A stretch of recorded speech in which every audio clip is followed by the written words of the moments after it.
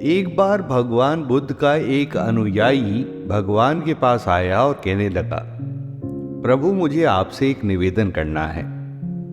बुद्ध ने कहा, बताइए क्या कहना है।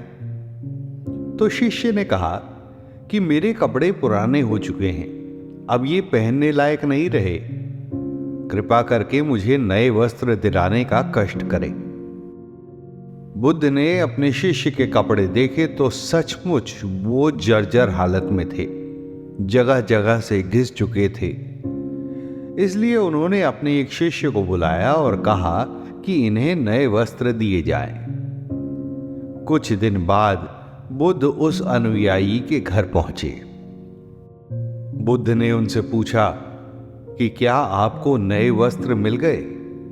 आप उन कपड़ों में आराम से तो हैं, तुम्हें और कुछ तो नहीं चाहिए?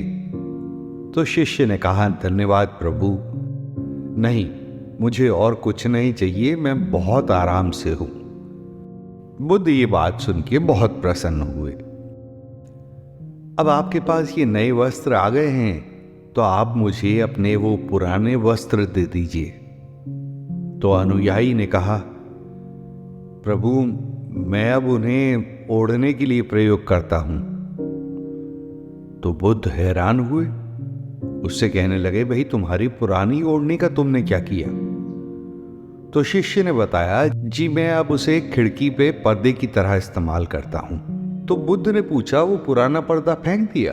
तो शिष्य ने जवाब दिया, जी नहीं, मैंने उसके 4 टुकड़े किए और आग पे रखे गरम पतीले को उतारने के लिए इस्तेमाल करता हूं। तो बुद्ध ने फिर उससे कहा, फिर तुमने वो पुराने कपड़ों का क्या किया?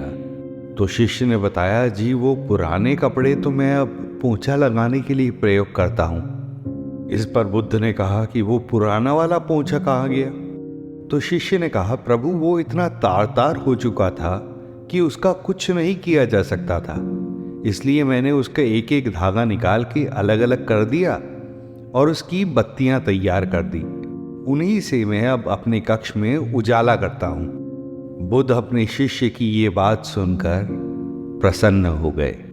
वो इस बात से प्रसन्न थे कि उनके शिष्य ने किसी वस्तु को बर्बाद नहीं होने दिया, उसका सही प्रयोग किया। तो दोस्तों, आप भी अपने जीवन में इन छोटी छोटी चीजों का ध्यान रखिए। यदि आपके लिए कोई चीज अब काम की नहीं है, तो हो सकता है वो चीज किसी और के काम के लिए हो।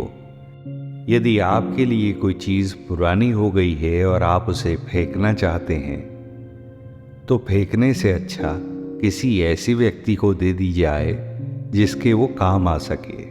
इस बात पे गौर करके देखिएगा कि कहीं वो चीज किसी के काम तो नहीं आ सकती। हो सकता है वो चीज किसी के जीवन में उजाला लेकर आ सके।